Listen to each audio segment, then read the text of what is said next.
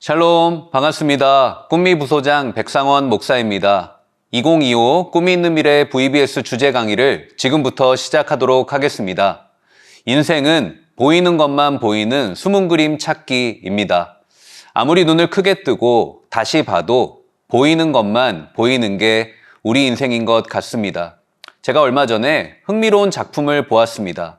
이 작품은 작가 전병현 씨의 작품으로 눈을 감은 인물화입니다.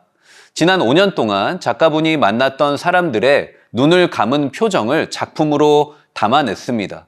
특이한 점은 사진을 보시면 아시겠지만 눈을 감은 표정이 다 제각각이에요. 온화한 표정, 무덤덤한 표정, 미소를 살짝 지은 표정 등 다양합니다. 문득 이런 생각이 들었습니다. 눈을 감았을 때 나는 어떤 표정일까? 여러분은 여러분의 눈 감은 표정이 어떤 모습일 것 같으세요? 다들 잘 모르실 거예요. 왜냐하면 나는 내가 눈 감은 모습을 단 한 번도 본 적이 없기 때문입니다. 눈을 떠야 볼 수 있는 인간은 눈을 감은 내 모습을 결코 볼 수 없습니다. 그래서 우리 인생에서 가장 낯선 모습은 내가 눈을 감은 모습이다 라는 것이죠. 내가 볼 수 없는 인생의 단면이 바로 눈을 감은 내 모습입니다. 눈을 감으면 인간은 불안해집니다. 왜냐하면 인간이 오감을 통해 얻는 외부 정보의 약 80%가 시각을 통해 유입되기 때문입니다. 따라서 눈을 감는 것은 두뇌에 유입되는 외부 정보의 80%가 차단되는 것이고 차단된 정보의 양에 비례하여 우리 두뇌 활동은 현저히 감소합니다. 따라서 눈을 감는 것은 뇌에 있어서 일종의 블랙아웃이죠. 갑자기 전기가 팡 하고 나가버리는 정전 상황과 같습니다. 이때부터 뇌는 비상사태를 선포하고 이를 극복하기 위한 새로운 프로세스를 가동합니다. 그것이 바로 상상입니다. 여러분, 상상이 무엇일까요? 상상은 눈을 감고 보는 것입니다. 우리의 신앙생활도 이와 마찬가지입니다. 하나님은 매 순간 당신의 말씀을 통해 저와 여러분을 인도하십니다. 아멘. 하지만 하나님의 말씀을 붙들고 살아야 할 나의 인생은 만만치 않습니다. 제가 우리 다음 세대들을 만나보면 하나님의 말씀대로 사는 게 참 어렵다라는 이야기를 많이 들어요. 왜 그럴까요? 우리 아이들의 믿음이 부족해서 아닙니다. 아이들 믿음이요, 기성세대보다 더 나을 때가 얼마나 많은데요. 그런데 하나님의 말씀은 눈에 보이지 않고 세상은 눈에 보이기 때문이죠. 인간이 얻는 외부 정보의 80%를 차지하는 시각 정보에는 하나님이 아닌 세상이 담깁니다. 나머지 20%의 비시각적 채널이 하나님의 말씀과 기도로 채워지는 거예요. 따라서 성도는 눈으로 입력되는 상황과 환경이 가슴으로 느끼는 하나님의 말씀보다 압도적으로 우세합니다. 그래서 인간은 눈에 보이지 않는 하나님의 말씀보다 눈에 보이는 세상이 더 크게 보일 수밖에 없는 것입니다. 이러한 정보의 불균형이 우리의 믿음을 방해합니다. 따라서 성도가 하나님께 집중하기 위해서는 어떻게 해야 할까요? 눈을 감고 봐야 합니다.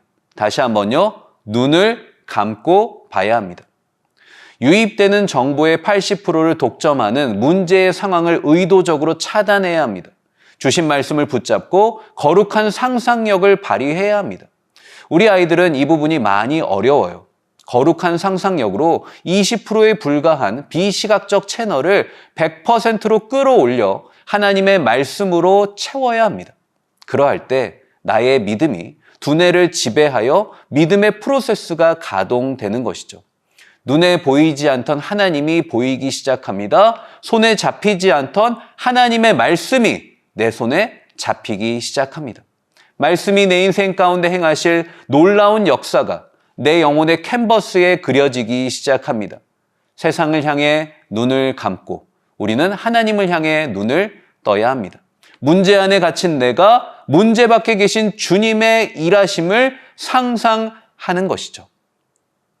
눈을 감으면 보이는 것들이라는 책의 저자 신순규 씨를 다들 잘 아실 것입니다. 예전에 오륜교회에도 오셨고 얼마 전에는 유키즈라는 TV 프로에도 출연하여서 화제가 되었습니다. 그에 져서 눈을 감으면 보이는 것들이라는 책의 부제는 월가 시각장애인 애널리스트가 전하는 일상의 기적입니다. 그는 9살의 어린 나이에 녹내장과 망막박리로 시력을 완전히 상실합니다. 그럼에도 불구하고 그는 피아노를 배우기 위해 15세에 홀로 미국 유학을 떠납니다. 미국의 필라델피아 맹학교장의 초청으로 유학길에 오른 것이죠. 낯선 땅에서 하나님이 예비하신 믿음의 양부모를 만납니다. 피아노를 포기해야 하는 위기 속에서 사랑 많은 양부모의 도움으로 학업을 이어갈 수 있었어요. 그는 각고의 노력 끝에 하버드대 심리학 학사, MIT 경영학 박사를 거쳐 JP 투자은행 JP 모건에 입사합니다. 시각장애인 세계 최초로 금융 분야 최종 자격증인 공인재무 분석사를 취득합니다. 현재는 미국의 가장 오래된 투자은행 브라운 브라더스 해리먼의 임원으로 27년째 근무하고 있습니다. 세계에서 최고로 바쁘고 복잡한 도시 뉴욕에서 우리나라보다 더 복잡하고 낙후된 뉴욕의 지하철을 타고 신순규 씨는 출퇴근을 합니다. 두 눈을 뜨고 다녀도 복잡하고 어려운 길을 그는 매일 두 눈을 감고 탑니다. 러시아어에 운집한 수많은 인파 속에서 그는 이리 치이고 저리 부딪힙니다. 수십 년은 다닌 길을 오늘도 애를 먹습니다. 하지만 그는 자신 앞에 있는 현실을 보려고 하지 않습니다. 그는 뜰 수 없는 두 눈을 뜨지 않습니다. 자신이 뜰 수 있는 믿음의 눈으로 출근길에 자신과 함께하는 하나님을 바라봅니다. 이를 위해 그는 매일 새벽 3시에 일어납니다. 1시간 30분 동안 개인 경건의 시간을 가진다고 해요. 하나님께 간절히 기도하며 하나님 앞에서 자신의 모습을 늘 비춰봅니다. 새벽 6시에 출근하여 1시간 30분 동안 지하철을 타고 갑니다.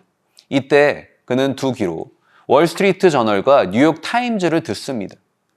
거대한 빌딩이 즐비하고 세계 최고의 엘리트 집단이 무한 경쟁하며 전 세계에서 가장 거대한 자본의 중심인 미국 뉴욕 맨하탄의 월스트리트에서 그는 매일 두 눈을 감습니다.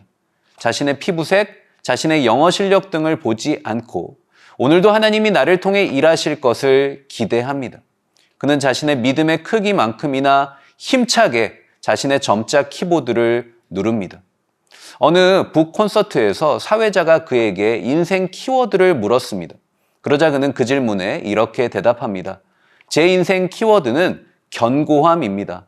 견고함은 꾸준함과 유연성을 겸비해야 합니다. 매일 아침 남들이 다 뜨는 눈을 뜨지 못하는 신순규 씨의 인생이 어떻게 무너지지 않을 수 있을까요? 아니, 무너지지 않는 게 아니라 어떻게 견고할 수 있을까요? 어떻게 그의 인생이 꾸준하고 유연할 수 있을까요? 미스테리입니다. 하지만 그가 오늘도 두 눈을 감고 약한 자를 들어 강한 자를 부끄럽게 하시는 하나님을 바라볼 때 그의 인생에 하나님의 역사는 시작되는 줄로 믿습니다. 우리는 여기서 중요한 영적 원리 한 가지를 깨닫습니다. 미스테리에 하나님이 일하시면 마이 스토리가 된다. 미스테리 같은 인생 가운데 하나님을 바라볼 때 하나님의 놀라운 역사가 나의 삶의 스토리가 될 줄로 믿으시기를 바랍니다. 그는 오늘도 두 눈을 감고 눈에 보이지 않는 것들을 보며 어둠 속에서 빛나는 것들을 소망하며 살아가고 있는 것이죠. 사랑하는 여러분, 길이 보이지 않는 게 문제가 아닙니다. 그 길 가운데 계신 하나님을 보지 않는 게 문제입니다. 사랑하는 여러분, 누가 하나님의 역사를 경험합니까? 눈을 감고 보는 인생이죠.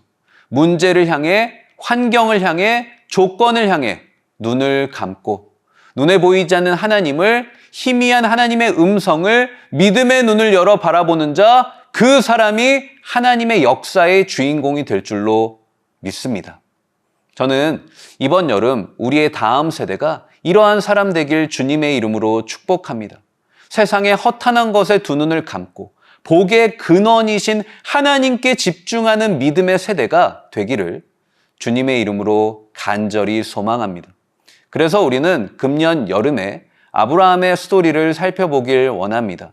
저는 아브라함의 스토리에 부제를 달길 원해요. 아브라함의 이야기는 복 이야기, 블레싱 스토리다라는 것이죠. 아브라함의 인생은 복과 어울리지 않았습니다. 75세 인생의 노년에 삶의 터전을 잃습니다. 하나님이 약속하신 자녀도 눈에 보이지 않습니다. 하지만 그가 인생의 결핍에 눈을 감고 복의 근원이신 하나님께 믿음의 눈을 떴을 때 그는 복 자체가 됩니다. 그리고 열방을 향한 복의 통로가 되는 것이죠. 복이라는 이 한 글자는 아브라함의 스토리 전체를 이끌어가는 빅데이터가 됩니다. 눈을 감고 복을 바라볼 때 스토리의 구비구비마다 변곡점의 기울기를 결정하는 중요한 변수가 생겨나는 것을 보게 돼요. 바라기는 금년 VBS를 통해서 아브라함처럼 세상을 향해 눈을 감고 하나님을 바라보는 우리의 다음 세대 되기를 주님의 이름으로 축복합니다. 첫째로 일과의 제목은 나는 하나님의 복이에요입니다. 본문 말씀은 창세기 12장 1절로 9절까지의 말씀입니다. 본문 말씀이 기록된 창세기 12장 말씀은 시대의 변곡점입니다. 시대사적으로 창세기 1장에서 11장까지는 창조 시대로 분류합니다. 이 시기는 천지 창조부터 이스라엘 민족 태동 이전의 시간까지를 포함하죠. 성경 기자는 이 시간을 인류 역사의 거시적 관점으로 접근합니다. 그리고 12장부터 아브라함에서 요셉으로 이어지는 족장 시대가 시작됩니다. 성경 기자는 하나님이 이스라엘 백성을 어떻게 선택하고 인도하시는지를 집중 조명합니다. 창조 시대와 족장 시대를 가르는 영적인 분수령은 한 사람을 향한 하나님의 부르심으로 시작됩니다. 창세기 12장 1절 말씀입니다. 여호와께서 아브라함에게 이르시되 너는 너의 고향과 친척과 아버지의 집을 떠나 내가 내게 보여줄 땅으로 가라. 아멘. 하나님은 장차 이스라엘의 조상이 될 아브라함을 부르십니다. 하나님의 부르심을 우리는 소명, 콜링이라고 합니다. 팀 켈러 목사님의 영적 스승으로 유명한 에드몬드 클라우니 목사님은 소명을 이렇게 정의합니다. 하나님의 부르심은 배역 이상의 임무를 주신다. 그 부르심은 행동으로의 부르심인 동시에 존재로의 부르심이다. 봉사로의 부르심인 동시에 신분으로서의 부르심이다 라고 이야기합니다. 저는 이 말에 전적으로 동의해요. 하나님의 부르심은 인생의 단면에 국한되지 않죠. 내 인생의 외면과 내면, 교회 안과 밖, 내 인생의 호흡이 닿는 모든 영역과 모든 순간 속에서 통합적으로 전인격적으로 일어나는 것이 바로 하나님의 부르심입니다. 아브라함 역시 그랬습니다. 하나님의 부르심은 그의 인생 전체를 휘감습니다. 그리고 분명한 방향이 존재합니다. 창세기 12장 1절 말씀은 두 개의 동사가 존재하는데요. 떠나 그리고 가라입니다. 이 두 개의 동사는 하나님이 아브라함을 부르실 때 그에게 하신 준엄한 명령입니다. 소명에 순종하기 위해서는 반드시 떠나고 가야 하는 것이죠. 하나님은 과정을 준수하십니다. 먼저 떠나야 합니다. 그리고 가야 합니다. 떠나지 않고 갈 수 없습니다. 우리는 대개 떠나지 않고 가려고만 해요. 이것은 부정승차입니다. 하나님은 아브라함에게 떠나야 할 곳과 가야 할 곳을 분명히 말씀하세요. 우선 아브라함이 떠날 곳은 크게 두 가지로 정리됩니다. 첫째로 너의 고향입니다. 아브라함의 고향은 갈대아, 우르와 하란을 포함한 메소포타미아 지역을 뜻합니다. 이 지역은 바벨론 문화에 오염됩니다. 바벨론 문화는 바벨탑을 쌓는 문화죠. 하나님을 거부하고 스스로 신이 되고자 하는 자기 우상화입니다. 하나님의 소명을 받은 성도는 반드시 세상의 더러운 문화에서 돌이켜야 합니다. 비록 두 발을 땅에 디디고 살고 있지만 세상의 방식이 아닌 하나님의 말씀을 기준으로 살아야 하는 것이죠. 대세가 아닌 진리를 따라야만 하는 것입니다. 둘째로 친척과 아버지의 집이죠. 친척과 아버지의 집에서 떠나라는 것은 죄악된 인간관계를 끊으라는 말입니다. 아브라함에게 고향에서 맺은 친척들과 가족 관계는 그의 인생에 절대적인 영향을 주었을 거예요. 하나님은 지금 그 인간관계를 과감하게 탈피할 것을 명령하십니다. 지금까지 살던 바벨론에서 맺은 관계를 떠나 하나님이 이끄실 가나안의 새로운 관계로 부르십니다. 아브라함은 하나님과의 새로운 관계를 맺기 위해 세상에서의 관계에서 먼저 떠나야만 했던 것이죠. 다음으로 하나님은 아브라함에게 가야 할 곳도 말씀하세요. 1절 하반절 말씀을 보니까 내가 내게 보여줄 땅으로 가라 라고 하십니다. 떠나야 할 곳은 선명한데 가야 할 곳은 흐릿합니다. 보여줄 땅은 아직 보지 못한 땅입니다. 그런데 히브리 원어 성경을 보면 정관사를 붙여서 보여줄 그 땅이라고 기록하죠. 이 표현은 하나님은 이 땅을 보고 있다는 사실을 강조하는 것입니다. 시공간의 제약에 갇혀있는 인간은 가야 할 땅을 보지 못합니다. 하지만 하나님은 내가 가야 할 땅을 선명하게 보고 계시는 것이죠. 가야 할 땅을 보지 못하는 인간이 그곳에 가는 유일한 방법이 있는데 그 방법은 그 땅을 바라보시는 하나님께 시선을 맞추는 것입니다. 이러한 영적 원리는 하나님의 약속하신 복을 누리기 위해서도 필요합니다. 창세기 12장 2절 말씀입니다. 내가 너로 큰 민족을 이루고 내게 복을 주어 내 이름을 창대하게 하리니 너는 복이 될지라. 아멘. 본 구절에서 하나님은 아브라함에게 세 가지 복을 약속하세요. 첫째로 큰 민족을 이룰 것이다. 여러분, 지금 아브라함은요, 고향을 떠났습니다. 친척도 떠났고요, 삶의 터전인 아버지의 집도 떠났어요. 지금 그 옆에는요, 조카 롯만 덩그러니 있습니다. 그리고 이미 아브라함의 가정은 노년까지 불임의 아픔 속에 있었어요. 큰 민족이 될 기미가 전혀 보이지 않죠. 눈에 보이지도 손에 잡히지도 않았습니다. 둘째로 하나님은 내게 복을 주신다라고 하십니다. 히브리 원어 성경으로 이 부분은 미완료 시제예요. 히브리 성경에서 미완료 시제는 지속적인 반복을 뜻합니다. 결국 하나님이 아브라함에게 마르지 않는 복, 유통기한이 없는 복을 주겠다라고 선포하신 것입니다. 지금 삶의 터전을 떠난 아브라함의 손은 빈손입니다. 뭐 하나 손에 잡히는 게 없습니다.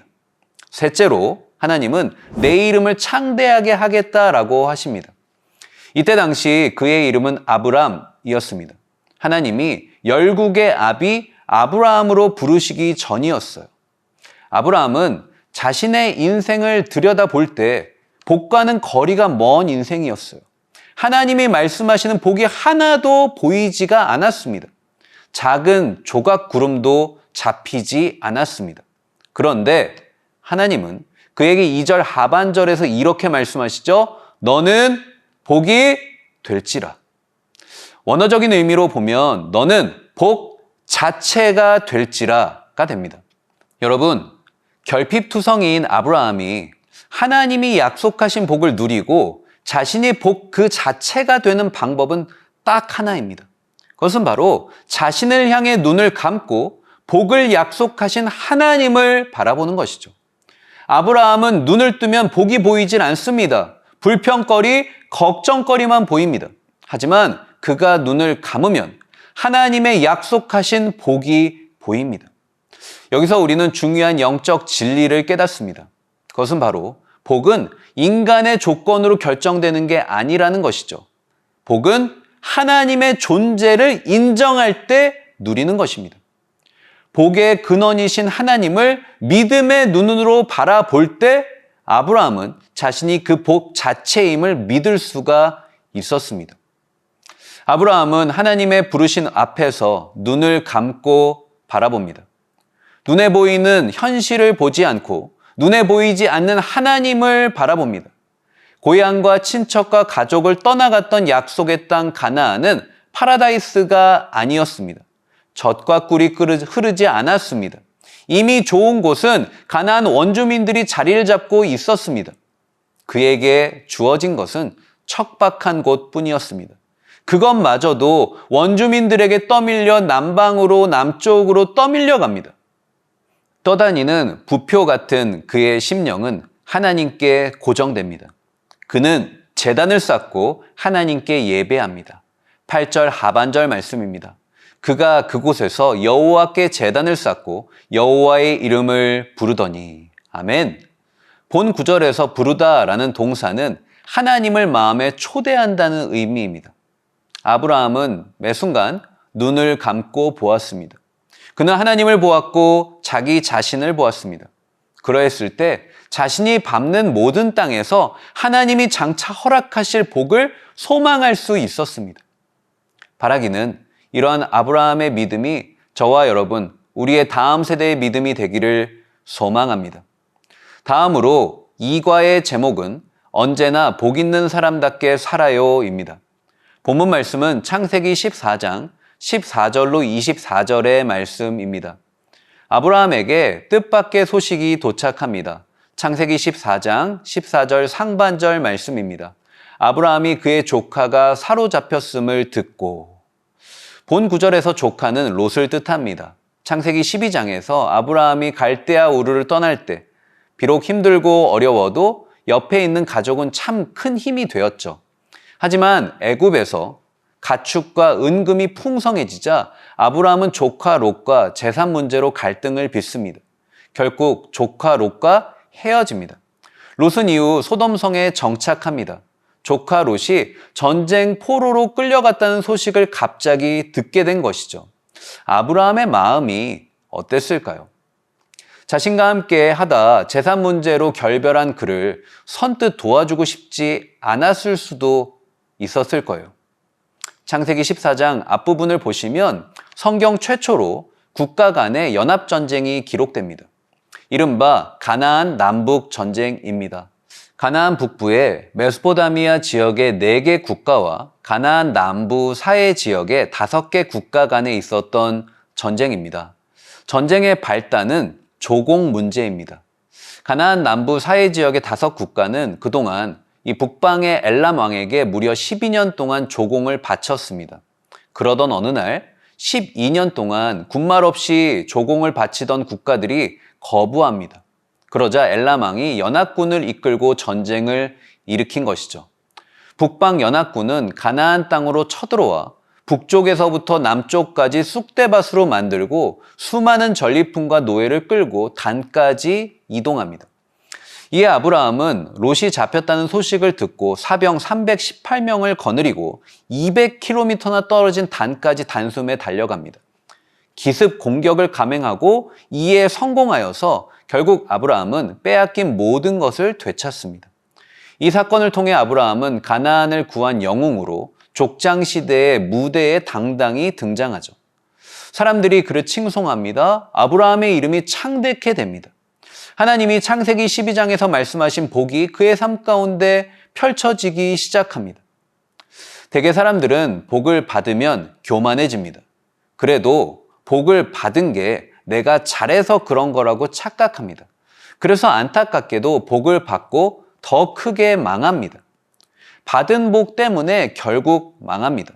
하지만 복을 받고 더 큰 복을 받는 인생이 있습니다. 복이 더 큰 복으로 이어지는 축복의 통로가 되는 것이죠.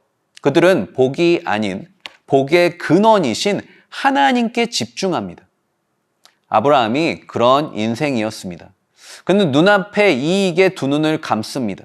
그의 두 눈은 오직 복을 약속하신 하나님만 바라보죠. 이러한 모습은 전쟁을 승리한 이후 그를 찾아온 두 왕을 대하는 그의 모습 속에서 발견할 수 있습니다. 첫째로 아브라함은 모든 영광을 하나님께 돌립니다.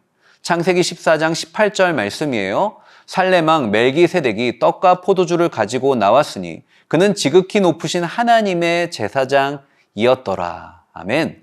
살레망 멜기세덱이 아브라함을 찾아옵니다.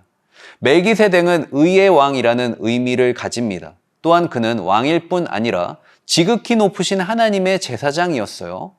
히브리서 5장 10절 말씀입니다. 하나님께 멜기세덱의 반차를 따른 대제사장이라 칭하심을 받으셨느니라. 아멘.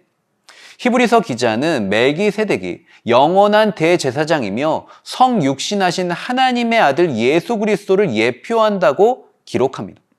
살렘 왕 멜기세덱이 이 아브라함에게 빵과 포도주를 줍니다. 오랜 전투로 지친 아브라함과 그의 군사들의 육체의 필요를 채워주죠. 그리고 아브라함을 축복합니다. 창세기 14장 19절 말씀입니다. 그가 아브라함에게 축복하여 이르되 천지의 주제이시오 지극히 높으신 하나님이여 아브라함에게 복을 주옵소서. 아멘. 본 구절에서 멜기세덱의 액센트는 아브라함이 아닌 그를 축복하실 하나님께 있습니다. 모두가 아브라함의 이름을 높일 때 멜기세덱은 하나님의 이름을 높입니다. 눈앞의 승리에 도취되지 말고 승리를 허락하신 하나님께 집중하라는 것이죠. 아브라함은 하나님께 믿음으로 반응합니다. 창세기 14장 20절 말씀입니다. 너희 대적을 내 손에 붙이신 지극히 높으신 하나님을 찬송할지로다 하매 아브라함이 그 얻은 것에서 10분의 1을 멜기세덱에게 주었더라. 아멘. 아브라함은 모든 영광을 주님께 돌립니다. 그는 11조를 하나님께 바칩니다. 11조는 그때 당시 율법 조항이 아닙니다. 11조는 아브라함의 자발적인 감사입니다. 그는 이 모든 것이 하나님의 은혜임을 선포하죠. 처음과 나중 되시며 온 우주 천하 만물을 주관하시는 하나님을 향한 존재론적인 신앙 고백이었습니다. 11조는 일부이지만 그 의미는 전부입니다. 11조는 모든 것이 하나님의 소유임을 인정하는 행위입니다. 그리고 오직 하나님의 은혜로만 살아갈 수밖에 없음을 고백하는 것이죠. 둘째로 아브라함은 물질 앞에 흔들리지 않았습니다. 창세기 14장 21절 말씀입니다. 소돔 왕이 아브라함에게 이르되 사람은 내게 보내고 물품은 내가 가지라. 롯이 살던 소돔의 왕은 시딤 전투에서 북방 연합군에게 패배합니다. 그는 역청 구덩이에 빠져 간신히 목숨만 건집니다. 이런 그가 승리하고 돌아오는 아브라함을 찾아가죠. 그런데 뉘앙스가 이상합니다. 구사일생한 그가 포로로 끌려간 자기 백성들을 구해온 아브라함에게 거들먹거리고 있어요. 마치 선심 쓰듯이 사람만 내게 넘기고 너는 재물만 가지라고 합니다. 마치 아브라함에게 일당을 주는 것 같아요. 아브라함도 사람이니까 견물, 생심입니다. 그리고 충분히 자기의 수고에 대한 대가로 요구할 수도 있었습니다. 하지만 그는 이를 단호히 거부하죠. 메시지 성경이 그 의미를 더 실감나게 직역합니다. 메시지 성경 창세기 14장 23절 말씀은 이렇게 기록합니다. 왕의 것은 시로라기 하나, 신발금 하나도 가지지 않겠습니다. 그것은 왕이 내가 아브라함을 부자로 만들어 주었다라고 말하지 못하게 하기 위함입니다. 그는 물질 앞에 눈을 감습니다. 그는 오직 하나님만 바라봅니다. 정리해보면 아브라함은 멜기세덱에게 전리품의 10분의 1을 줍니다. 그리고 소돔 왕에게는 나머지의 전부, 전리품의 10분의 9를 준 것이죠. 아브라함은 자신의 모든 것을 다 하나님께 드렸어요. 전쟁의 모든 영광을 오직 하나님 한 분께 올인했던 것이죠. 아브라함은 위대한 신앙의 고백을 합니다. 창세기 14장 22절 말씀입니다. 천지의 주제이시오 지극히 높으신 하나님 여호와께 내가 손을 들어 맹세하노니. 아멘. 그는 눈을 감고 하나님을 바라봅니다. 눈을 감고 보는 인생은 물질을 움켜쥐지 않습니다. 이 모든 것을 내게 주신 하나님을 위해 흘려보냅니다. 저는 우리의 다음 세대가 움켜쥐는 인생이 아니라 하나님을 위해 흘려보내는 인생이 되기를 축복합니다. 금년 여름에 우리의 다음 세대가 나의 물질과 영광과 지혜와 성공도 다 하나님의 것임을 고백하며 흘려보내는 인생이 되기를 소망합니다. 마지막으로 3과의 제목은 어려운 때에도 믿음으로 순종해요입니다. 본문 말씀은 창세기 22장 1절로 19절의 말씀이에요. 저는 예전부터 이 본문 말씀을 볼 때마다 참 마음이 어려웠습니다. 하나님이 너무 가혹하신 것만 같았어요. 하나님은 왜 이렇게 아브라함을 힘들게 하실까? 정말 오랜 시간 눈물로 기도하여 낳은 아들 아닙니까? 그런데 그 아들을 왜 이렇게 도로 빼앗아 가셔야만 했을까? 강습회 준비를 위해 말씀을 묵상하는데 문득 예전에 제 아들과 했던 퍼즐 게임이 떠올랐습니다. 저는 9살이 된 큰아들과 종종 퍼즐 맞추기를 합니다. 4살 때부터 처음 시작을 했는데요. 어렸을 때 함께 했던 퍼즐은 피스가 적었습니다. 그래서 식은 죽 먹기였어요. 그런데 퍼즐 게임 난이도가 올라가니까 퍼즐 피스가 100개가 넘어가더라고요. 그러니까 아이들 퍼즐 게임도 어렵더라고요. 밑그림을 안 보고 맞추는 게 힘들었습니다. 그래서 저는 밑그림을 먼저 보고 퍼즐을 맞추기 시작했어요. 밑그림이 없는 퍼즐 맞추기는 어렵습니다. 하지만 밑그림이 있는 퍼즐 맞추기는 어렵지 않습니다. 아들과 함께 퍼즐을 맞추다 보면 제 눈에는 쉽게 보이는 퍼즐 조각을 아들이 잘 찾지 못할 때가 있습니다. 그래서 저는 모르는 척 하면서 필요한 퍼즐을 옆으로 쓱 밀어줍니다. 아들이 그 퍼즐 조각을 찾아서 맞추죠. 그러면 제가 아들에게 이렇게 이야기합니다. 와, 우리 아들 잘한다. 아빠보다 더 잘하는데? 여러분, 제가 질문 하나 드릴게요. 이 퍼즐은 누가 맞췄습니까? 제 아들입니까? 아니면 제가 맞췄나요? 본문 말씀에서 제가 여러분과 나누기를 원하는 첫 번째 메시지는 바로 아브라함의 이삭 번제 사건은 밑그림이 있는 퍼즐 맞추기다라는 거예요. 하나님은 창세기 12장에서 아브라함을 부르시고 그에게 밑그림을 보여주시기 위해서 눈높이 교육을 하십니다. 첫째로 시각 교육입니다. 하나님은 창세기 15장에서 시각적으로 그에게 밑그림을 보여주세요. 창세기 15장 5절, 6절 말씀입니다.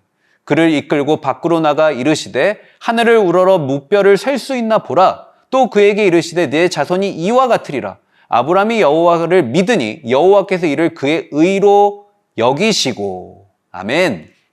75세의 아브라함에게 하나님은 아들을 약속하세요. 하지만 아브라함은 자신의 물리적인 나이, 신체 상태를 보고 하나님의 약속을 의심하죠. 그는 인생의 문제에 시선이 매몰됩니다. 그때 하나님은 아브라함의 시선을 밤하늘로 옮기십니다. 문제에 고립된 아브라함의 시선은 강제 이동됩니다. 캄캄한 밤하늘에 작은 별 하나를 바라보며 그의 육체의 눈은 닫히고 믿음의 눈이 열리기 시작합니다. 그리고 하나님의 말씀이 인생 가운데 펼쳐질 것을 믿죠. 하나님은 그의 이러한 믿음을 의로 여기십니다. 둘째로 청각 교육입니다. 창세기 15장에서 아브라함은 하나님의 때를 기다리지 못합니다. 그는 여종 하갈을 통해 이스마엘을 낳습니다. 이것은 하나님의 약속이 아닙니다. 하나님은 자신의 약속을 믿지 못한 아브라함에게 눈높이 교육을 하세요. 창세기 17장 15절 16절 말씀입니다. 하나님이 또 아브라함에게 이르시되 내 아내 사레는 이름을 사레라 하지 말고 사라라 하라. 내가 그에게 복을 주어 그가 내게 아들을 낳아 주게 하며 내가 그에게 복을 주어 그를 여러 민족의 어머니가 되게 하리니 민족의 여러 왕이 그에게서 나리니라. 아멘. 하나님은 아브라함의 아들이 사레를 통해 태어날 것을 처음으로 밝히세요. 아내의 신체적 나이와 물리적 상황으로 불안해하는 아브라함에게 사레를 통해 아들을 낳을 것이라고 못 박으십니다. 그것도 모자라 이를 보증하시기 위해서 사레의 이름을 사라로 바꾸시죠. 사레는 여주인, 나의 공주라는 뜻입니다. 하지만 사라는 열국의 어미라는 뜻입니다. 하나님이 당신의 이름을 걸고 사라의 이름까지 바꾸시며 아브라함에게 약속하십니다. 이것은 하나님의 친필 사인이 들어간 보증서나 다름없었어요. 정말 엄청난 약속이 아닐 수 없습니다. 세 번째로 현장 교육입니다. 창세기 18장에서 하나님은 두 천사와 함께 아브라함을 찾아오시죠. 그리고 이렇게 말씀하세요. 창세기 18장 10절 말씀입니다. 그가 이르시되 내년 이맘때 내가 반드시 내게로 돌아오리니 내 아내 사라에게 아들이 있으리라 하시니 사라가 그 뒤 장막문에서 들었더라. 아멘. 하나님은 아브라함과 사라를 위해 직접 찾아오셔서 말씀하십니다. 내년 이맘때에 사라에게 아들이 있을 것이다. 얼마나 정확하고 너무나도 구체적이지 않습니까? 하나님은요, 세심하게 구체적인 시기까지 아브라함에게 말씀하십니다. 제가 여러분에게 여기서 질문을 다시 드립니다. 아브라함의 이삭 번제 사건은 밑그림이 있습니까? 없습니까? 아브라함은 이미 오래전부터 시각교육, 청각교육, 현장 교육을 통해 자신이 낳은 아들을 열국의 조상이 되게 하실 것이라는 하나님의 선명한 밑그림을 갖고 있었던 것입니다. 둘째로 본문 말씀에서 생각해야 할 또 하나의 이슈는 하나님의 퍼즐 맞추기라는 사실이죠. 아브라함이 하나님의 밑그림을 알고 믿음으로 순종하려고 하자 천사가 급하게 그를 찾아와 말립니다. 그때 아브라함의 눈에 이전에 보이지 않던 수풀에 걸려있는 수장을 보게 됩니다. 창세기 22장 13절 말씀이에요. 아브라함이 눈을 들어 살펴본즉 한 수장이 뒤에 있는데 뿔이 수풀에 걸려 있는지라 아브라함이 가서 그 순양을 가져다가 아들을 대신하여 번제로 드렸더라. 아멘. 하나님이 이삭을 대신하여 제물로 바칠 수장을 준비하십니다. 제가 다시 한번 질문을 드릴게요. 이 퍼즐은 누구의 퍼즐입니까? 아브라함의 퍼즐입니까? 하나님의 퍼즐입니까? 아브라함이 찾지 못했던 마지막 퍼즐 한 조각을 누가 놓습니까? 하나님이 준비하십니다. 사랑하는 여러분, 본문 말씀은 하나님이 아브라함을 곤경에 빠뜨리기 위해 허락하신 풀 수 없는 난제가 아닙니다. 사랑하는 아빠가 아들을 위해 준비한 퍼즐이었습니다. 그러했기에 밑그림을 여러 차례 미리 알려주십니다. 결정적 순간에 찾지 못한 퍼즐 조각까지 준비해 주시죠. 아빠는 아들의 밑그림입니다. 아빠는 아들의 마지막 퍼즐 한 조각이죠. 아빠의 밑그림과 마지막 퍼즐 한 조각을 품은 아들은요, 안정감을 누립니다. 아브라함은 지체하지 않고 하나님의 명령에 순종하죠. 창세기 22장 3절 상반절을 보시면 아브라함이 아침에 일찍이 일어나 나귀의 안장을 지우고 두 종과 그 아들 이삭을 데리고 아멘. 아브라함은 지체하지 않습니다. 아침 일찍 일어납니다. 하나님을 향한 확신은 그의 고백에서 클라이막스를 이룹니다. 창세기 22장 5절 말씀입니다. 이에 아브라함이 종들에게 이르되 너희는 나귀와 함께 여기서 기다리라. 내가 아이와 함께 저기 가서 예배하고 우리가 너희에게로 돌아오리라 하고. 아멘. 아브라함은 종들에게 이야기합니다. 내가 산에 올라가서 예배하고 우리가 돌아오겠다라고 하죠. 이삭을 번제로 주님께 드리면 돌아올 때는 우리가 아니라 내가 되어야 합니다.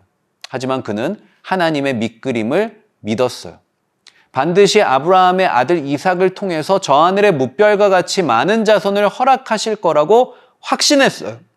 그러했기에 그는 설령 이삭이 죽어도 하나님이 다시 살리실 것이라고 믿었던 것입니다. 하나님의 계획은 밑그림이 없는 퍼즐 맞추기가 아닙니다. 하나님의 계획은 이미 완성된 퍼즐 작품이죠. 예수님이 2000년 전에 이 땅에 오셔서 온 인류를 향한 하나님의 구원 계획을 완성하셨습니다. 예수님의 피와 땀과 눈물이 서려 있는 예수 그리스도의 십자가는 하나님의 구원 계획을 완성하는 마지막 퍼즐 한 조각이었습니다. 저는 이 영상을 시청하는 우리 모두가 예수님처럼 하나님의 계획을 완성하는 마지막 퍼즐 한 조각이 될 수 있기를 간절히 소망합니다. 저와 여러분의 하루하루가 하나님의 계획을 완성하는 믿음의 선택으로 가득하기를 간절히 축복합니다. 그러할 때 불완전한 내 인생 가운데 하나님의 완전하신 계획이 이루어질 줄로 믿습니다. 바라기는 금년 꿈미 VBS를 통해 우리의 다음 세대가 눈을 감고 보는 믿음의 세대가 되기를 주님의 이름으로 간절히 축복합니다. 감사합니다.